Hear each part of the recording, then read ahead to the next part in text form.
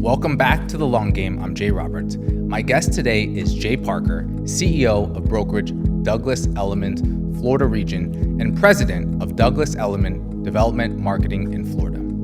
Since 2013, he's taken Elliman from a roughly 250 agent operation into one of the most dominant luxury platforms in the state, with well over 1,000 agents across Miami, Palm Beach, Naples, and beyond. Today, the firm's new development pipeline in Florida alone is nearly $20 billion. That runs straight through Jay's desk. What makes his story compelling is the path, a real estate attorney who walked away from a business he'd built to bet on brokerage, and who called the New York to Florida migration before most would say it out loud. Jay, thank you for coming on the show. Well, Jay, I'm just so honored to be here, and I think the long game sums it up. Just giving it all. Douglas Elliman, you were saying earlier, is the oldest brokerage in America. Founded in 1911. Wow. It's amazing how the brand has managed to continue its presence in the luxury sector for 115 years. As you watch all these great, protocols for the celebration of America being 250, you think that a company like ours has been around for 115 years. It's quite amazing. And the evolution of the company, the ownership of the company has really gone through a tremendous amount of change. But the principles have continued to ring true, and we continue to still hold a very strong position in the luxury sector. We're going to talk about that. But first, we're going to start with your background. Jay, you're an immigrant. You grew up in Toronto. What were the early days like, and where did you go after college? I always had a passion for aggressive sports. Okay. Competitive water skiing, aggressive snow skiing, skateboarding, and all these sports seemed to have a home, whether it was Southern California, Florida for skiing. I always wanted to live in the United States, and I was convinced that I'd find a pathway to get there. Mm-hmm. Early on in my education, my parents, being financially sensible, said, you're not going to go to undergraduate school. The programs in Canada are financially feasible. You're going to go to undergraduate in Canada, which I was very thrilled to have gone to the University of Western Ontario. I had a great education, a great experience, met great friends. But after that, if you want to go to grad school, that's where it really matters. That's where it's going to, the pavement, the metal, the rubber hits the pavement. Yep. And I was fortunate enough to be admitted to the University of Miami, where I still continue to be actively involved and play a role on the business school board. And it was really the best decision I ever made in my life, to take a chance. What year was this? 1996. Okay. Yeah. And I have to tell you, I told my son, one of my children, just over Father's Day weekend, that when I came here for law school, I didn't know a soul. Wow. I had not a single person in my list of contacts that I was friends with. I didn't know anybody else going to law school here. I didn't know anybody else in the state of Florida. Wow. And so it was a very unnerving kind of feeling to come somewhere where you didn't know anybody, but I took a chance. What made you choose Miami? I had come here as a kid. It was natural. Okay. Part of our company's sort of thesis, it was my same thesis. Growing up in Toronto, pretty common that your grandparents come down to Florida, you come to visit your grandparents in Florida. So ever since I was a little kid, Fort Lauderdale and Miami was sort of part of what I would do on vacation. Yeah. And so it felt familiar. Okay. I wanted to live in a warm climate. I wanted to be in a place that had the tropical lifestyle. Obviously, it's evolved extraordinarily. And it made sense. It was the same time zone. It was an easy place for my parents to think of me being, and it just felt right. And so Miami was top of my list. And as I go back these days to the University of Miami campus, I just can't believe how that campus has expanded, how the quality has improved. And I really think it's one of the best places to go to school in America. My wife graduated from UM. Well, we're all Canes. Yeah. Go you. And look, it was a great decision, and one that many of my friends have said to me, wow, you were really a trailblazer, to take that step 30 years ago and come down to Miami was something not many people had thought about. But I'm really glad I took that chance. I'm glad that I pursued that opportunity. And I've met just hundreds of incredible people since moving here. And I really believe that, as I said at the beginning of this podcast, the long game, having come here knowing nobody, I do believe that it's who you know that matters most in what you do in life, because I know so many incredible people, and so many of them have been fundamental to every part of my life, every transition of my life, and every bit of who I am. That's an incredible bet on yourself, moving here to Miami, not knowing anyone, really building your business, your career up from scratch. So right out of law school, what did you focus on?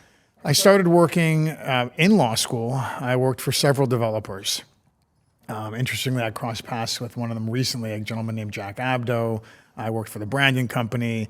I was always intrigued by development. I wanted to work in real estate. Okay. My father was always a real estate lawyer until he retired.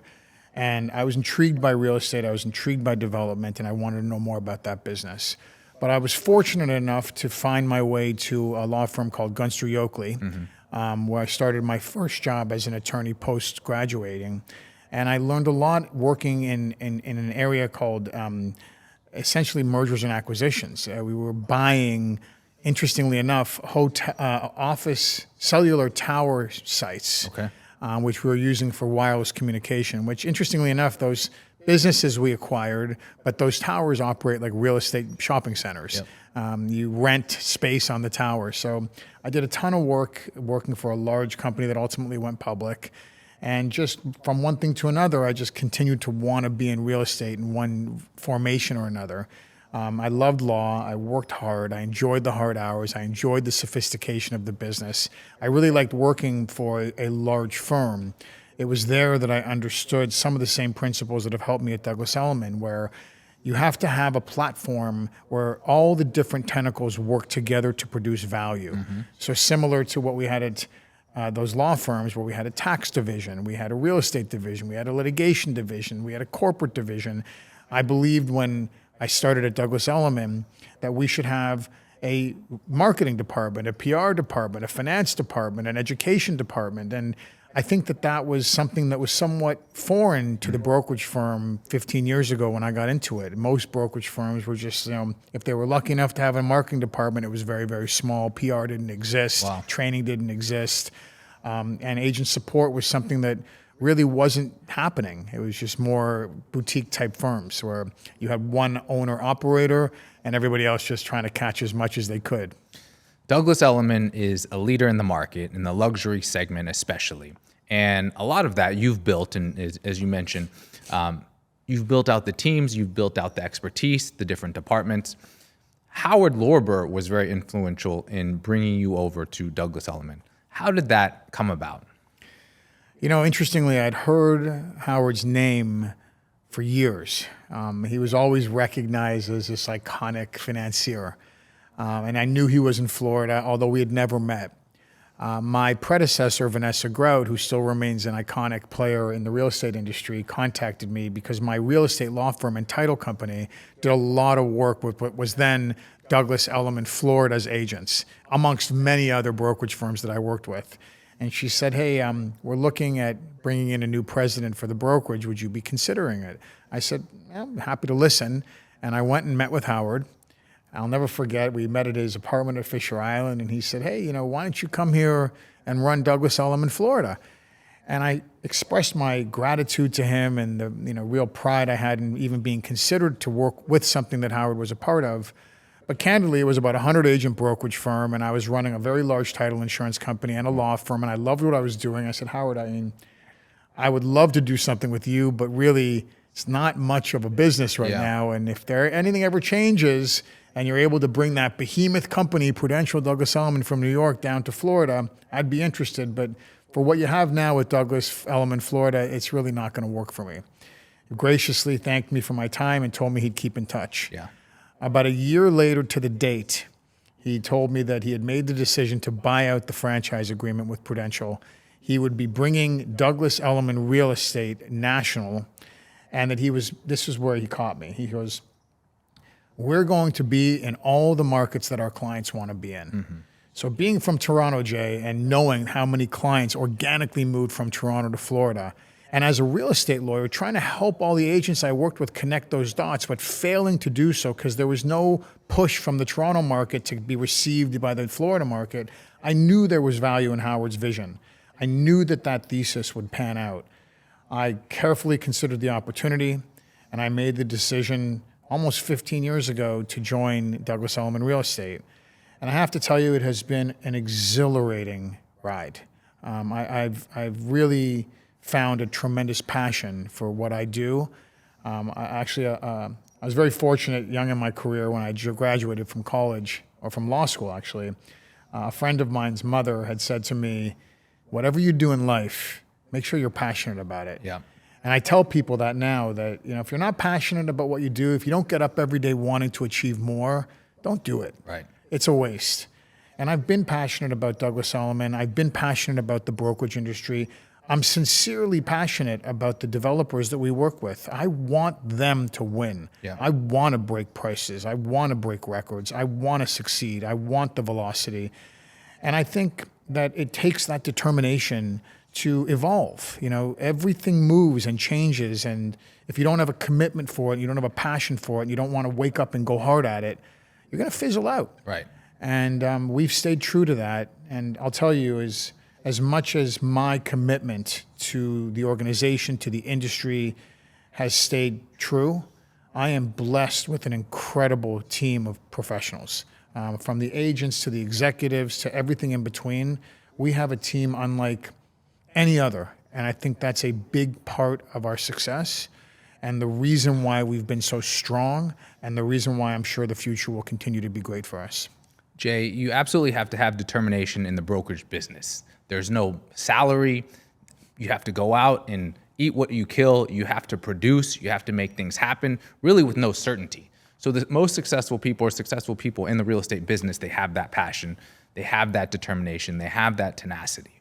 Absolutely. I mean, I'll never forget it. Another important lady at Douglas Elliman was Dottie Herman. She was the co-owner with Howard for many years, and she used to say, I understand it. I'm speaking to a group of people that wake up every day not knowing where their next paycheck is coming from. The good news is we're in super incredible markets, from New York to Florida, Dallas to Beverly Hills. The price points are high and the rewards are mighty. So you follow the vision, you follow the passion, you follow the effort, and you're likely to be successful. Jay, how has the new development pipeline, Douglas Elliman's new development pipeline, evolved since you started? It's been an extraordinarily unexpected part of my career. I was fortunate to meet Susan DeFranza when I started at Douglas Elliman. And I'll never forget meeting her. She was so intimidating. With all the incredible people that I come into contact with, it was amazing how Susan was the one that intimidated me most. She was brilliant, elegant, sophisticated, and ran this discipline that I quite frankly did not understand. Development marketing. What does it mean? What does it stand for? What does it really do? And through a very rapid change of circumstances, I found myself in a position where I was the only one in Florida to really steward the business. And at the time, we had just a couple of developments, working with David Martin, who's like just a brother and a dear friend, and watching what the professionals in that business were doing, I learned the industry. My colleague, Kathy Strafacci, who I really think is one of the most incredible visionaries in this space, I sat with her in meeting after meeting after meeting, watching her labor over floor plans, marketing strategies, working with agents to help them revise their pitch, approach things in a different way, adjusting pricing, looking at different release strategies, literally just always evolving. The process is a living organism. Yeah. And the way that I learned from her, from Susan, from the various other professionals I was fortunate enough to be around, combined with the incredible feedback from our agents, I developed just an absolute determination to be a part of that business. And I'll never forget, actually, the first time Howard Lorber called me about that. He said, I don't know what you're doing, getting involved in the development marketing business. I never authorized that. And I said, Howard, I was at the Lipton tennis tournament. I said, Howard, if you have someone else to do the job, be my guest. But right now, I'm the only guy going to the meetings. Yeah. And I seem to be getting along well with the people that I'm working with, so I'm going to keep doing this until you replace me. Sure enough, we've taken advantage of the opportunity. We've built a huge pipeline, broken records in every single market we've gone into, have really set the standard for luxury living, whether it's with the Shore Club and Alex and Steve Witkoff, Villa Miami with David Martin, the tallest tower on Miami Beach with Five Park, with Russell Galbert and David Martin, working with Two Roads on incredible projects like Elysee and Forte in West Palm Beach. The Related Group, we just sold out the Ritz-Carlton in West Palm Beach, and we'll be launching a new project with them in the next coming days. Launching brands like Mr. C, Edition, Faena. I mean, we've really cornered the hospitality space, the branded hospitality space, the branded space. We've developed an expertise in weaving together the design, the marketing, the storytelling, and the agent expertise. And it produces results. And from market to market to market, you can be lucky, but you can't always be lucky. Right. Skill comes in. And I think the determination of everyone on our team to win, to work hard, to look for solutions has produced winning results. And it's interesting. I talk about my friend David Martin. He'll sit in meetings with us regularly, and he'll point at the agents and he'll ask them, "What do you think? What's your idea? Give me 2 or 3 things that we're not doing that we could do." And you empower people. And I believe in empowering people. I believe in listening to every person in the room. I oftentimes tell our team that there is no hierarchy. We're just spokes on a wheel. And as long as that wheel keeps running forward with strength and stability, we're going to keep winning. And I think that those that think that you shouldn't embrace everyone in the infrastructure is making a big mistake. You've developed a winning mentality throughout Douglas Elliman, and that comes from the top down, and that starts with you. You're a big fan of Jack Welch and his management style. Was that through a book that you read? Was that through, It was his book. Yeah. And I never met him. I obviously wish I would have met him. But he ran one of the most important companies at the time in the United States. And I read his book years and years ago, and I just thought that there was a commitment to the infrastructure that he believed in that I found embracing.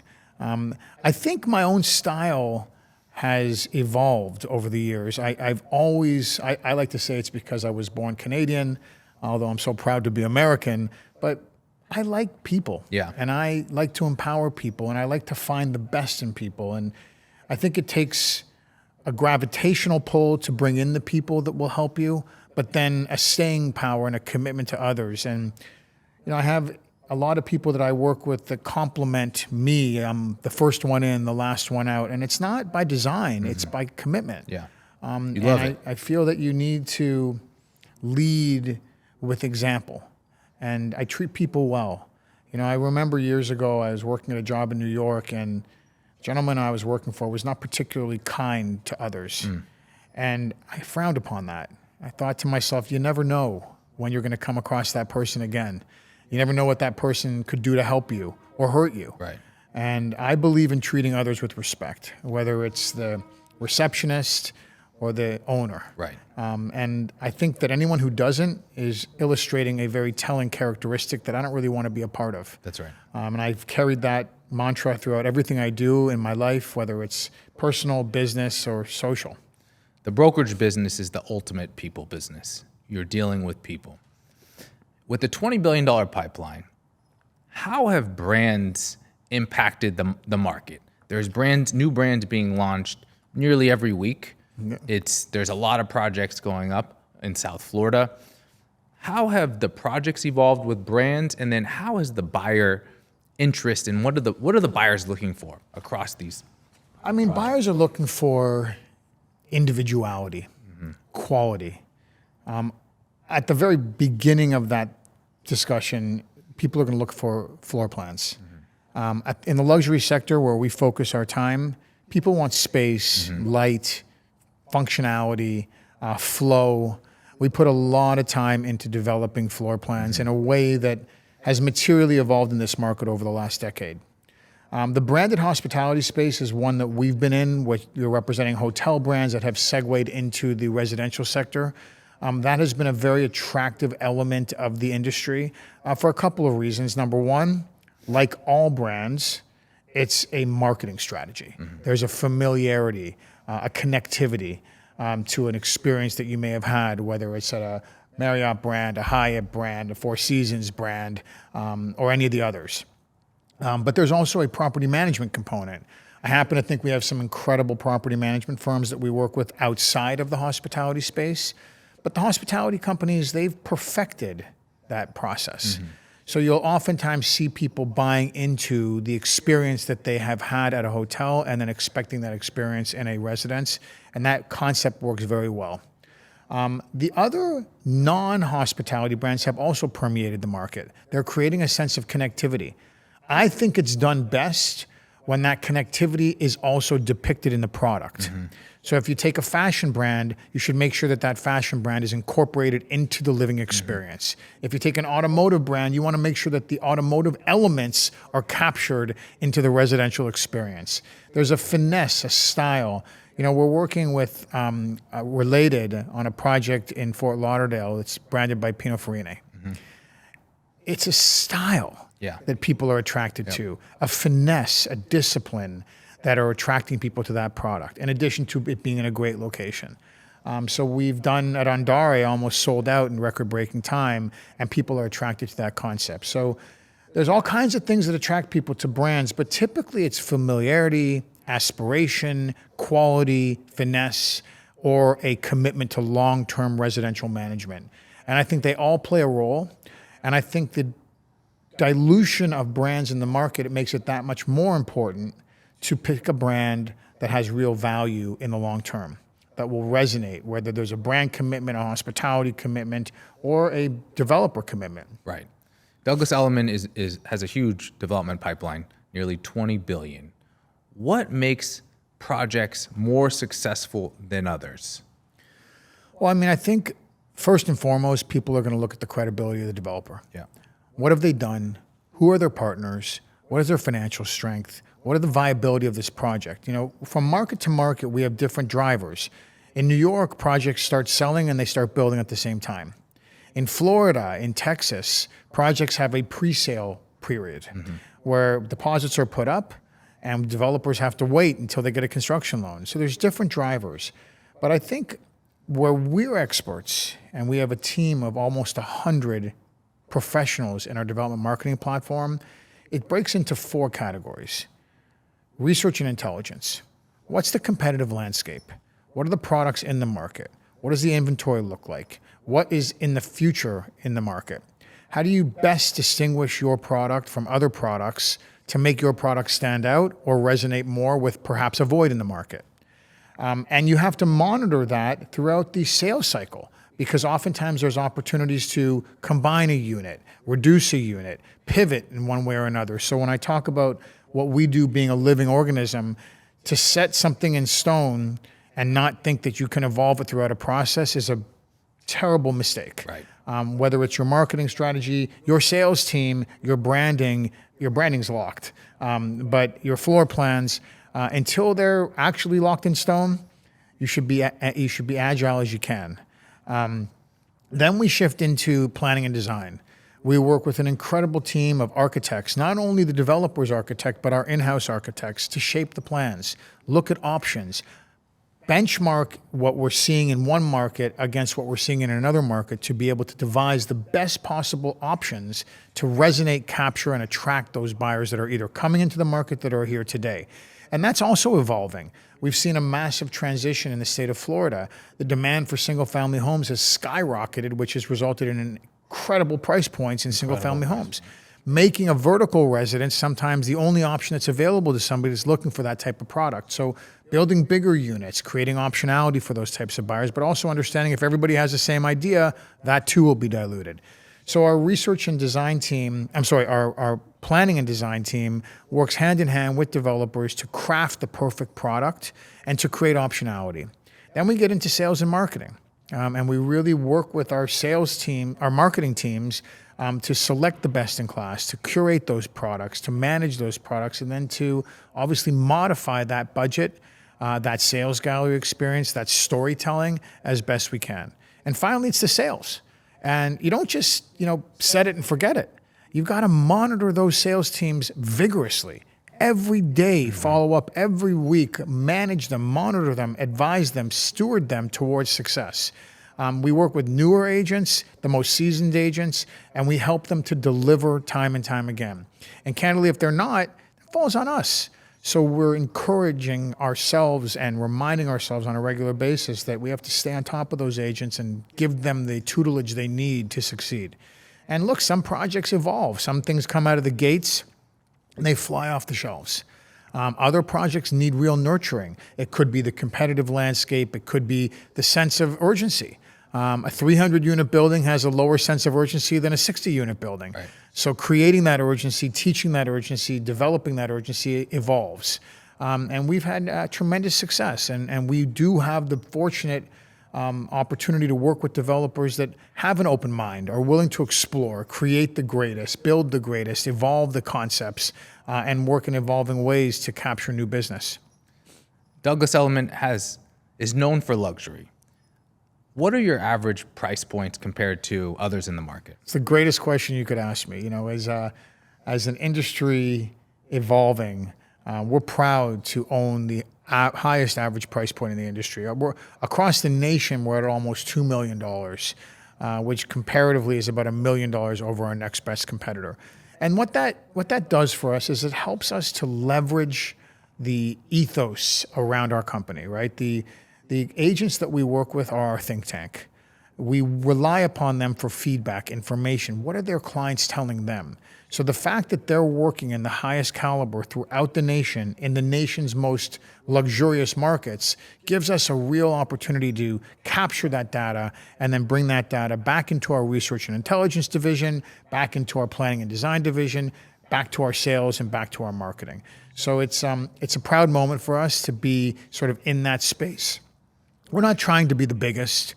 We're not trying to be everywhere. We're focusing on providing a solution for those that want to be in the top price points, top product tiers of the markets that we're in.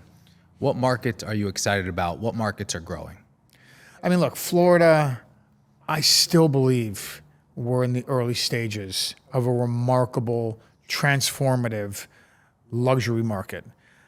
You see developers looking at ways to capitalize on every sector of the market, with developers putting live-work components into their product to gain density, but providing a solution. As we navigate that story, I think it'll become very acceptable for a luxury tower to have a live-work component so that we can service the community. So I think a lot of our neighborhoods are really evolving. I believe in Edgewater. I believe in the downtown core. I think walkability is going to become a central component for us.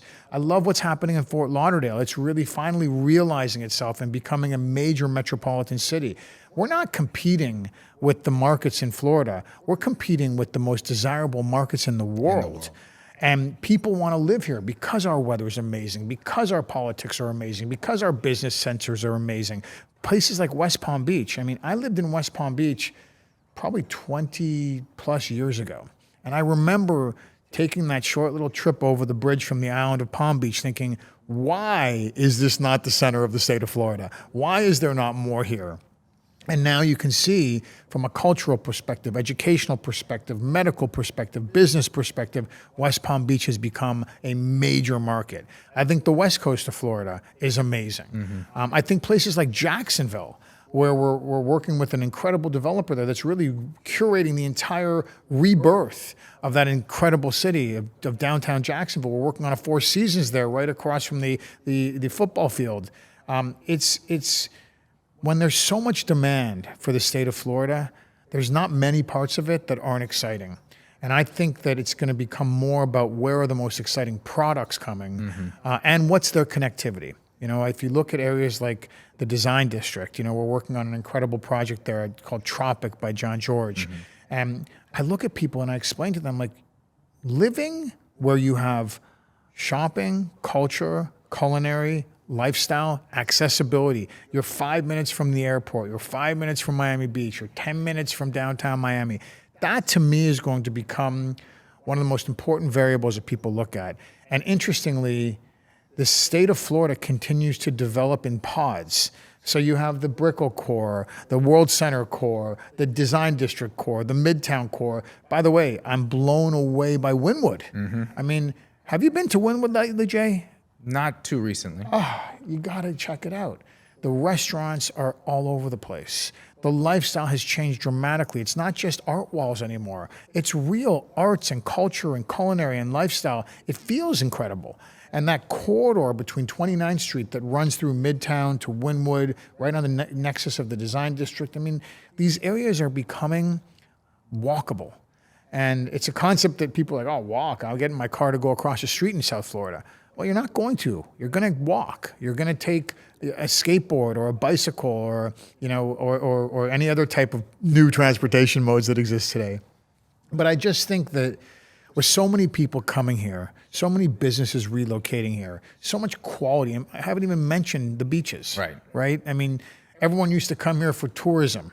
Tourism is incredible. I mean, we're seeing all these new hotels like populate our beachfront destinations, and obviously beachfront remains the highest price points in our market. But it's not just Miami Beach anymore. It's all of these neighborhoods. People love waterfront, and many of the waterfront neighborhoods have been developed. What's an up-and-coming market that you're excited about? For waterfront, the river in Fort Lauderdale. The river, obviously, in downtown Miami continues to grow exponentially. The West Palm Beach corridor is explosive. I mean, we're working on Mr. C's is almost sold out. The Ritz-Carlton almost sold out. We just launched Banyan Tree Residences right on the core of the waterfront in West Palm Beach.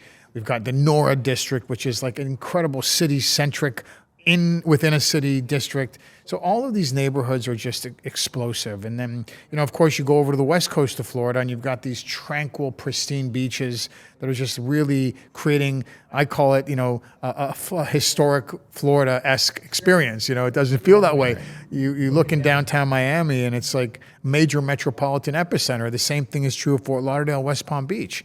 So we're seeing incredible trajectory in Boca Raton. We're selling the amazing brand Mr. C Residences in Boca Raton. The velocity is through the roof. Wow. We're also working with the Boca Raton Resort, selling residences there, which have really made an incredible appeal to that lifestyle that combines hospitality living with the privacy of a vertical residence. So I wish I could tell you that there was one particular market that stood out, but they're all so vibrant and so exciting that I could just go on for days. It's very dynamic. There's so much happening in South Florida.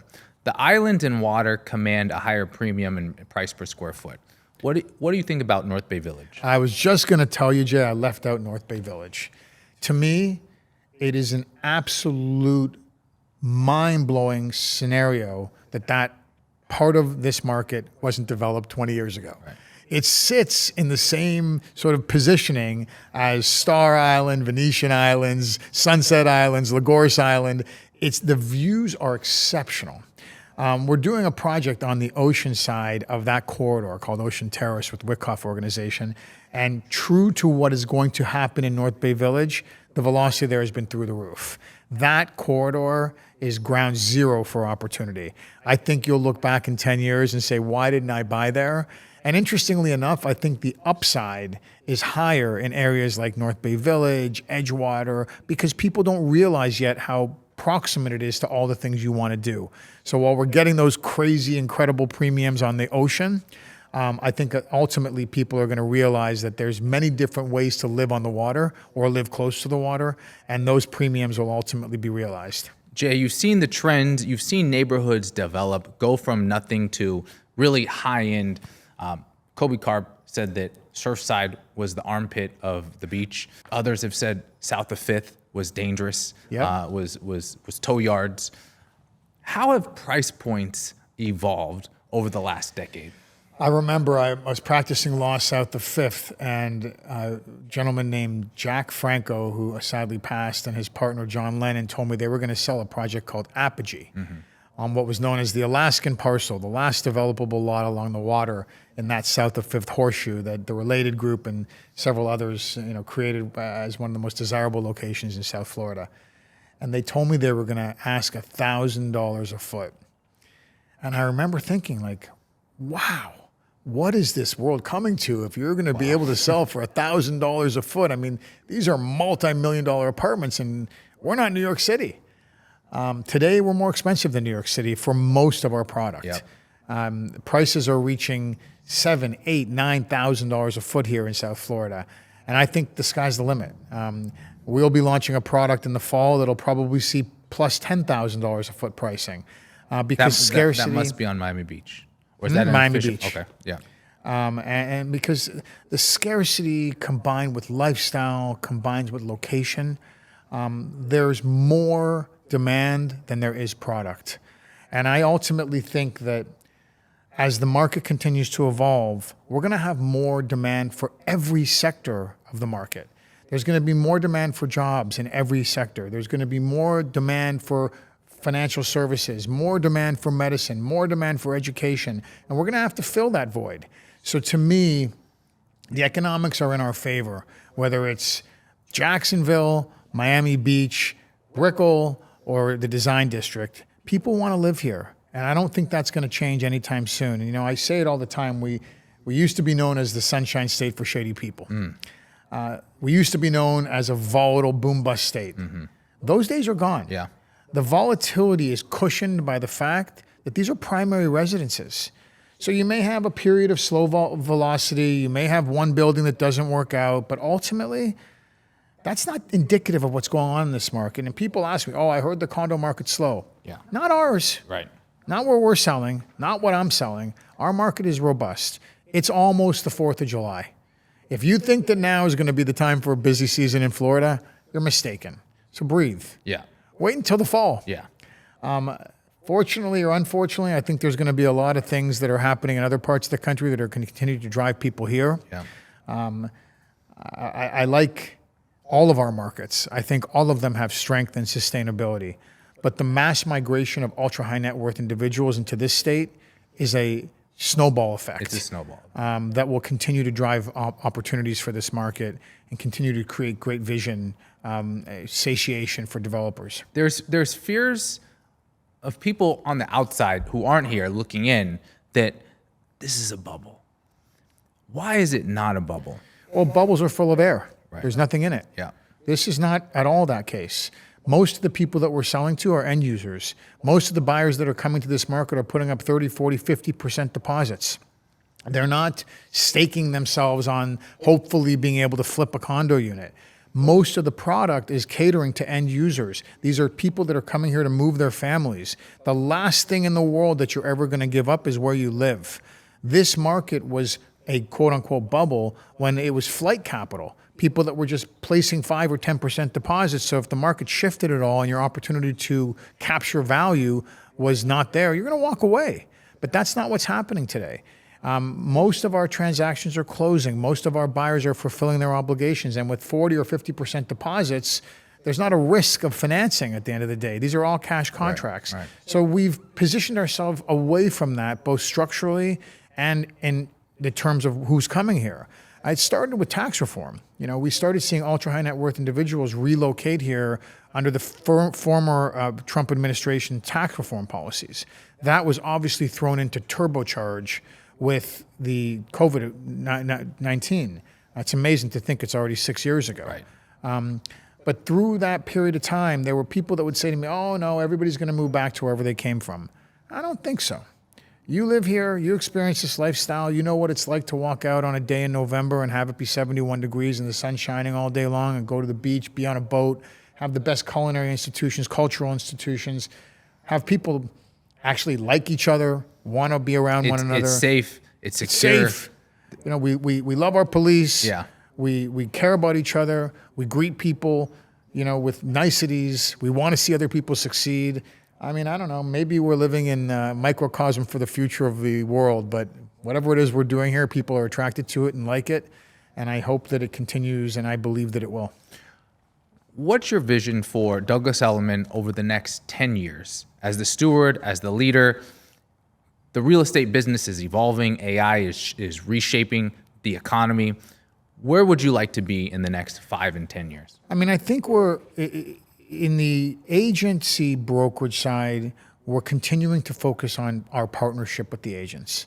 If you don't provide value to the agent, there's no reason for them to be working with you. That partnership takes infrastructure on our side and commitment on their side. They're mutually exclusive to one another. We're going to continue to evolve our services, build into our products, make sure that we're available. I still believe, notwithstanding AI, notwithstanding the tools that are available, I still believe this is a people business.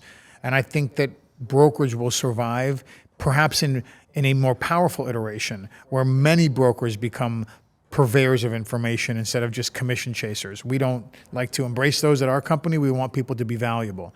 On the development marketing side, I'm focused on creating our strength in other markets where luxury offerings exist. I believe that we can take our structure and extend it into other markets where we're now licensing our brand. The discipline that we have as a consultancy is a very powerful one. Luxury-minded buyers, whether in Florida, New York, Dallas, Beverly Hills, they have a similar appetite.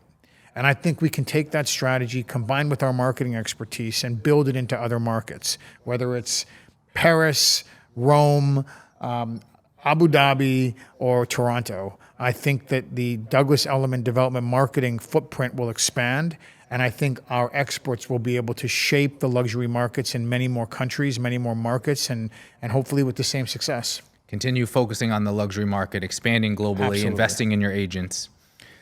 Listen, our discipline resonates most powerfully with the luxury sector. You build high-performing products to service people that have high-performing taste. Yeah. And I think that our products are most aligned with high-quality products. Can we service a lower caliber product? Absolutely. But obviously, the same thing as selling a $50 million home or a $500,000 home. The economics are better at the high end. Yeah. So we'd like to stay in that space and help our developers achieve record-breaking results and help our agents break thresholds every day, every year, every quarter.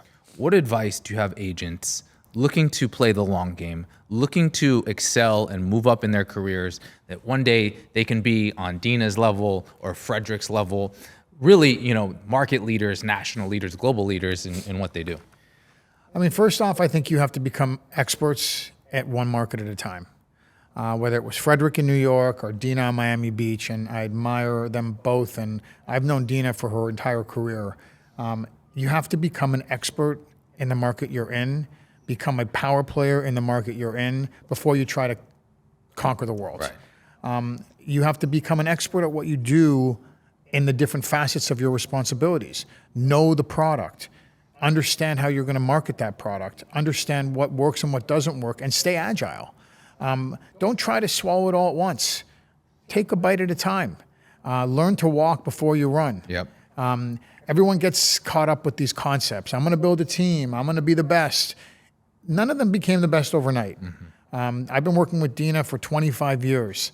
When she first joined Douglas Elliman, she had done $25 million in business that year. She now sells $25 million properties, seems like every day. Yeah. But it was a very committed, hardworking process that took her to that level.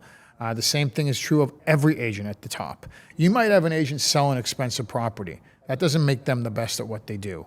It's knowing the market, knowing the negotiation skills, knowing the presentation skills. Take the time. Learn the process. Monitor the data. Have a thesis for the way you want to grow your business and stick to it for more than a day. And work with Douglas Elliman. Right. We'll help you get to where you want to go. Switching gears, you've been here since the late 90s. What are some of your favorite restaurants and places to eat? Cipriani, one of my favorite. Yep. There's a great little place called Ioko on Northeast 2nd that I love. Great sushi. I think it's one of the best.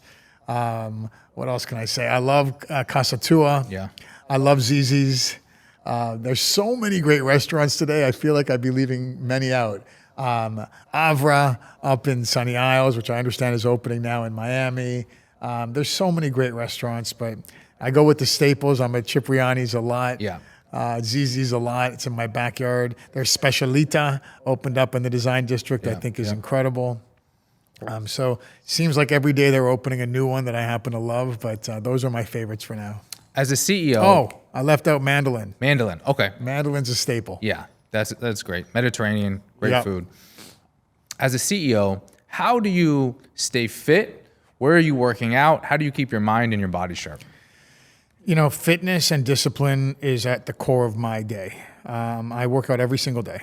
If I miss the workout, it affects my day. I work out either at home or at Anatomy Fitness. I've been working out there since they opened their first location on Miami Beach. Candidly, I work out at home more often because it takes a little less time, but I work out every day. I combine cardio with weights. I think mental fitness comes with physical fitness. I eat well. I try to avoid as much alcohol as I can, and I focus as much time as I possibly can on my family. That gives me clarity and allows me to focus on the bigger picture. You're doing great. It's Thank you. Today is the last day of June. Tomorrow is July. I'm sure you're traveling this summer, and we're thankful that you're here today on a summer weekday. Where do you have plans to travel this summer? Staple for us, and it's great because I have offices there. I'm going to Aspen. I love the climate. I love the fitness. I love the outdoors. I love being with my family. And then we'll do a short trip to Europe. Awesome. Capri and a little hideaway in France. Great places to visit, of course. I feel so privileged, Jay, to be able to spend this time with my wife and my family.